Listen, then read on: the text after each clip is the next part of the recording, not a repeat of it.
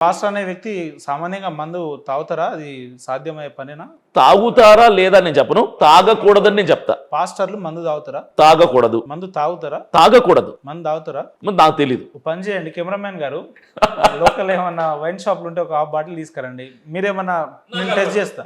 నాకు tea coffee అలవాట్లేదు. ఒక పెగ్ కల్పిస్తా. జోక్ కాదు, సీరియస్గా చెప్తున్నా. పగల వరకే, మళ్ళీ సాయంత్రం అయితే ఎవరి పని వాళ్ళకి. అదే కదా 2017లోనే అన్ని డ్రగ్స్ ని వదిలేశాను నేను. అన్న మీరు అన్ని పాస్టర్ల రివ్యూ ఒకసారి చూసుకోండి.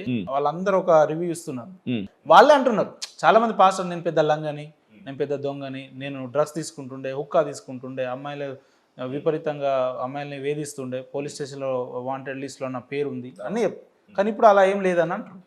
ఏందన్నట్టు? దేవుడికి ఇలాంటి వాళ్ళు కావాలి. ఎందుకంటే ఇప్పుడు నేను నా వ్యక్తిగతంగా నేను చెప్తున్నా, ఎవరి కోసం నేను చెప్పను.